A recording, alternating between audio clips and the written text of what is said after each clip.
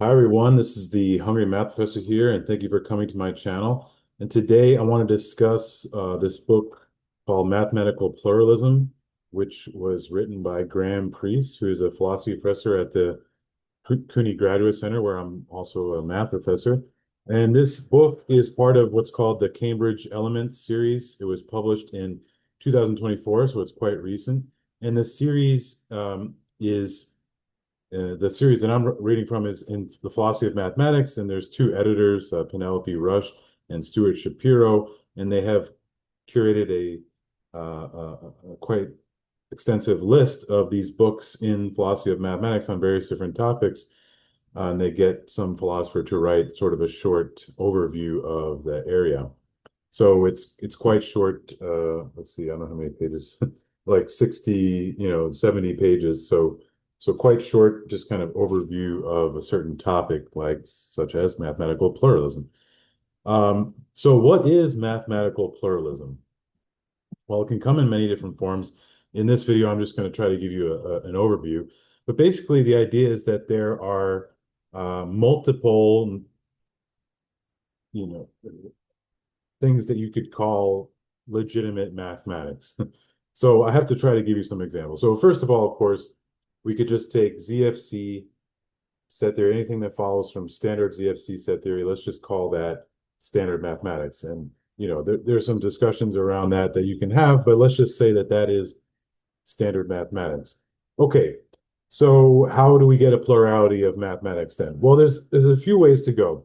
One way is to notice that by what we know about Gödel's theorems and the set theory and logic that we've studied since Gödel's time, we know that set theory doesn't answer all questions. For instance, it cannot decide the continuum hypothesis. And so one way to go is to say that even with standard ZFC set theory, there are many different axioms we can add to the base axioms of ZFC set theory and get various different set theories that answer, for instance, the continuum hypothesis, either with a yes or with a no.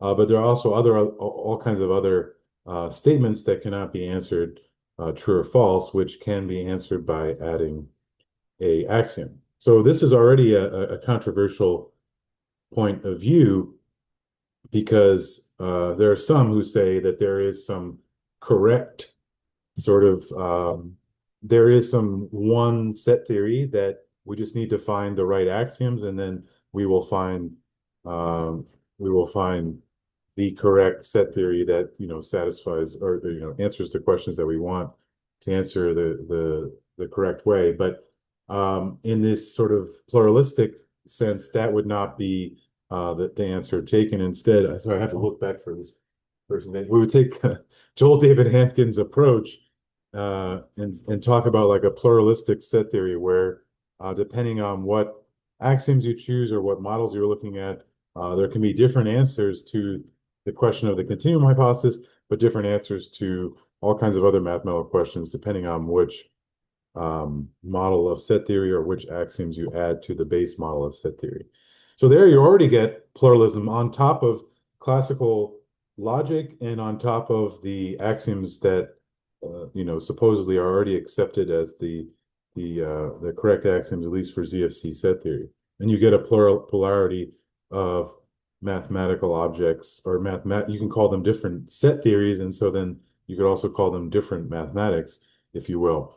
I mean, I think one reason why you should call it different, so there's a little confusion, right? Because there's different areas of mathematics, but the reason why you might want to call this different mathematics is because it's going to decide the truth or falsity of a question like the continuum hypothesis differently. So that causes you to want to maybe call it like a different mathematics, or at least in Joel David Hammond's, like a different set theory. Um, okay, but what other kinds of pluralism are we talking about here? Because that's not the only that already gives you a whole jungle of pluralities of set theories. But what other kind of pluralism are we talking about? Well, famously, there's intuitionist mathematics that was made famous by L.E.J. Brouwer, um, and it never caught on. Of course, him and Hilbert sort of butt heads about this issue, and Hilbert, at least in the sense of what became standard mathematics, won that argument. And people have argued that part of the reason for that is because, um, Brouwer's theory is just way more conservative mathematically and logically, and mathematicians just don't want to be handcuffed to such a conservative system like that. But from the pluralistic point of view, we're not trying to say what is mathematics. We're simply trying to find a plurality of different structures which could be rich in ideas and theory. So anyway, the point is that intuitionist mathematics is another thing that we could call mathematics, but which is going to decide the same kind of questions differently depending on what questions we ask. Um, so that's another example. And then intuitionist logic, which was made formal by Hayting after Brouwer. Brouwer actually never formalized the logic, though he discussed it sort of philosophically and made mathematical arguments in his sort of intuitionist spirit. But the logic was made was made formal by Hayting. And so now we have a very good understanding of intuitionist logic, and then you can build mathematics on top of that. And the thing is that even though the logic is conservative over standard logic, meaning that anything that can be proven as a statement in intuitionist logic can be proven in standard logic, that's not the same when you go into the mathematics, because now they're going to decide the mathematical questions differently, even though the logic is strictly conservative over standard logic. But anyway, the mathematics is going to have different answers to the same, potentially the same questions. And then another just to give you a sense of the plurality here, another option is what's called paraconsistent logic, but also paraconsistent mathematics. Here, for one, the explosion principle is removed. So you make changes to the logic to remove the explosion principle, which I talked about in another video if you want to check out the video of what the explosion principle is. But basically, the explosion principle says as soon as there's a contradiction in your theory, then you can prove everything true and false. So as soon as there's one contradiction, the entire theory becomes trivial because you can prove everything true and false, which is not good, right? So in paraconsistent logic, you want to allow contradictions to be in the theory. And so, but you don't want to explode and be able to prove everything true and false. So you have to make adjustments to the logic so that you don't get this explosion principle to happen. Okay, that's one of the things you do. And I won't sort of go through the entire logic, but once you change the logic, how do you build a mathematics on top of it? Well, actually, this is simpler than you might think. You can just kind of go back to Frege's original project. Remember, Frege establishes the set theory. Now, he's also does it in second order logic, so we do have to go back and maybe if you want to work in first order logic, you have to kind of think about how to make Frege's original set theory into a first order version. But the point is that what happened in the history, right, was that Frege releases his foundation for arithmetic using his second order set theory. And then Russell finds and Zermelo find this Russell-Zermelo paradox. And so it's a nail in the coffin for Frege. But now the point is that with paraconsistent logic, you'd say actually it's not a nail in the coffin. You can allow this Russell-Zermelo paradox to exist, and it won't destroy the entire system. And so you can study just real analysis or number theory on top of this paraconsistent version of Frege's set theory and see what happens, right? So that's another mathematical structure. So, there's sort of two main points of mathematical pluralism, as Graham Priest points out. One of them is that there's no ultimate framework for what should be considered mathematics. So you shouldn't try to be finding the perfect framework that describes the mathematics. Instead, there are going to be a plurality of mathematical frameworks and a plurality of mathematical structures built on top of that, which are equally good. And that's basically what the second point says, is that all mathematical structures are equally good as far as mathematical structures go. This is important the way this is being phrased. He's not saying that all mathematical structures will be just as useful as describing the world around us. That's not what he's saying, right? He's saying all mathematical structures are equally good as far as mathematical structures go, meaning like if you're sitting in this pure mathematical space, then there's no there won't be like this argument that can tell you which one's better than the other. Of course, when it comes to applying it to the world or doing engineering or so on and so forth, then there may be one that's more useful. But even there, it's a little unfair because even there, you're going to be talking about one particular mathematical area or field. You're not necessarily um, making an argument about all of mathematics being applicable to the real world. So anyway, that's an important distinction to make there. But yeah, so there's these plurality of mathematics. So he also talks about how truth in this theory is pretty naturally always going to be truth relative to a structure, right? So you tell me the structure. Oftentimes in the kind of mathematics I do on a regular basis, the so much of the structure is just implicit in the practice. We're talking about classical logic.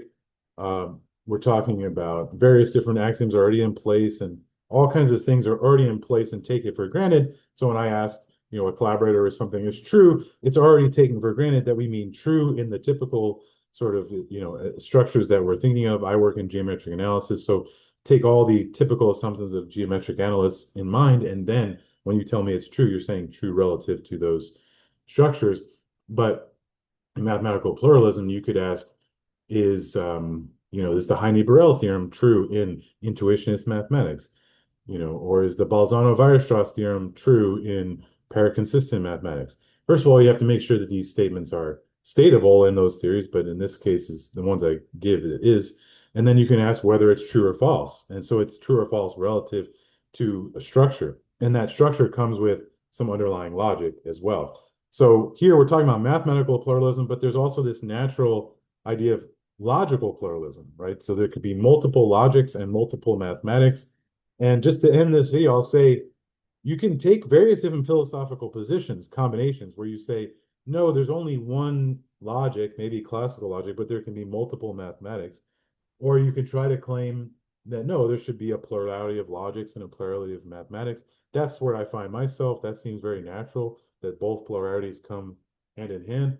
But you could also argue that there's a plurality of logics, but there's only one like true mathematics. All these combinations are always open in philosophy for someone to want to defend, but normally you're going to have a motivation for why you're defending that. For me, I'm quite sympathetic to this point of view, and I'm interested in exploring it more. But to me, right now, it seems natural to embrace a plurality of logics and embrace a plurality of mathematics on top of those logics. And I'm also very much open to this multiverse set theory as well by Joel David Hampkins. Let me just end with one criticism of this series. It's quite short, and I find like I would have liked for Graham to have written maybe like a 200-page book version of this instead, right? And anyway, that's the point of the series, is to be short overviews. So, I don't want to make this criticism too strong. And Graham has written other books and other papers, so there's lots more to read from him. But it would have been nice, in my opinion, if it was like more on the length of 200 pages overview, because at times it was just a little too shallow in its overview of the subject. And my other criticism, just to end, is that if you want it to be a short overview, which is great, the series just needs to be a little bit cheaper, in my opinion. Take it or leave it. But I do think it's just a little too expensive for how short the books are and how much of a brief overview it is. In any case, you should check this out because it is a good overview.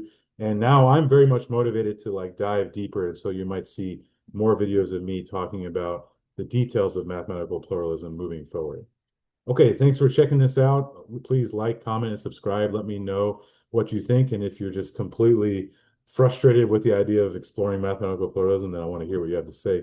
We can have a conversation in the chat.